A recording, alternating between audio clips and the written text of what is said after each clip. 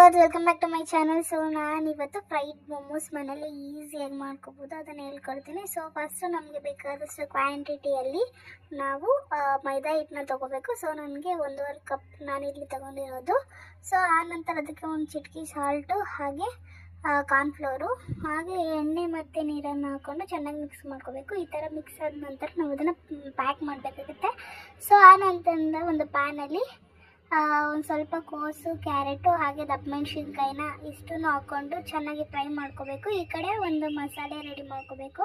So ಅದಕ್ಕೆ ಸ್ವಲ್ಪ chilli powder, chaat masala and ಸಾಲ್ಟ್ನ ಹಾಕ್ಕೊಂಡು ನೀಟಾಗಿ ಮಿಕ್ಸ್ ಮಾಡಿಕೊಂಡು ಅದನ್ನು ಡೈರೆಕ್ಟಾಗಿ ನಾವು ಏನಿರುತ್ತೆ ನಾವು ಸ್ಟಫಿಂಗ್ ರೆಡಿ ಮಾಡ್ತಿದ್ದೀವಲ್ಲ, ಸೊ ಅಲ್ಲಿಗೆ ನಾವು ಹಾಕ್ಕೊಳ್ತಾ ಹೋಗಬೇಕು.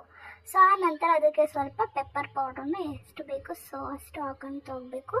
ಸೊ ಆ ನಂತರ ಅದಕ್ಕೆ ಮೋಮೋಸ್ದು ಚಟ್ನಿ ಬರುತ್ತೆ. ಸೊ ಅದನ್ನು ಹಾಕ್ಕೊಂಡು ಅದನ್ನು ನೀಟಾಗಿ ಒಂದು 5 ಮಿನಿಟ್ಸ್ ಫ್ರೈ ಮಾಡ್ಕೊಬೇಕು. ಸೊ ಫ್ರೈ ಆದ ನಂತರ ಸೊ ಈ ಕಡೆ ಹಿಟ್ಟನ್ನ ನಾವು ಸ್ವಲ್ಪ ನೆನೆಯೋಕ್ಕೆ ಪ್ಯಾಕ್ ಮಾಡಿದ್ವಲ್ಲ, ಸೊ ಆ ಹಿಟ್ಟನ್ನ ತೊಗೊಂಡು ಅದನ್ನು ನೀಟಾಗಿ ಹೊತ್ಕೊಳ್ತಾ ಹೋಗಬೇಕು. ಸೊ ಅದಕ್ಕೆ ಮೈದಾ ಹಿಟ್ಟನ್ನ ಸಹಾಯ ತೊಗೊಂಡು ಹೊತ್ಕೊಳ್ತಾ ಹೋಗಬೇಕು. ಸೊ ನೋಡ್ತಿರ್ಬೋದು, ನಾನಿಲ್ಲಿ ಬಂದು ಒಂದು ಒತ್ತೋ ಮಷೀನಲ್ಲಿ ನಾನು ಓದ್ಕೊತಾ ಇದ್ದೀನಿ. ಈ ಥರ ಚಿಕ್ಕ ಚಿಕ್ಕಾಗಿ ಲಾಡು ಥರ ಮಾಡಿಕೊಂಡು ಅದನ್ನು ನೀಟಾಗಿ ಒತ್ಕೊಳ್ತಾ ಹೋಗಬೇಕು. ಸೊ ಆನಂತರ ರೆಡಿ ಮಾಡಿ ಇಟ್ಕೊಂಡಿರೋಂಥ ಸ್ಟಫಿಂಗ್ನ ನಾವು ಅದರೊಳಗೆ ಹಾಕೋಬೇಕು. ಈವನ್ ನಿಮ್ಮ ಹತ್ರ ಯಾವ್ದಾದ್ರು ಶೇಪರ್ ಇದ್ದರೆ ಸಹ ನೀವು ಅದನ್ನು ಯೂಸ್ ಮಾಡ್ಕೋಬೋದು. ಸೊ ನಾನು ಬಂದು ಕೈಯಲ್ಲೇ ಪ್ಯಾಕ್ ಮಾಡ್ತಿರೋದು. ಸೊ ಈ ಥರ ಪ್ಯಾಕ್ ಮಾಡಿಕೊಂಡ್ರೆ ನಮ್ಮ ಮೋಮೋಸು ಸಹ ರೆಡಿ ಆಗುತ್ತೆ. ಸೊ ಇದಕ್ಕೆ ಸ್ವಲ್ಪ ಲಾಸ್ಟಲ್ಲಿ ನೀರನ್ನು ಅದ್ರ ಮೇಲೆ ಒಂದು ಸ್ವಲ್ಪ ಸ್ಪ್ರೇ ಮಾಡಿದರೆ ಸೊ ಇದು ರೆಡಿ ಆಗುತ್ತೆ ಮೋಮೋಸ್ ಸ್ಟಫಿಂಗು. ಸೊ ಇಷ್ಟು ಮಾಡಿದ್ರೆ ರೆಡಿ ಆಗುತ್ತೆ.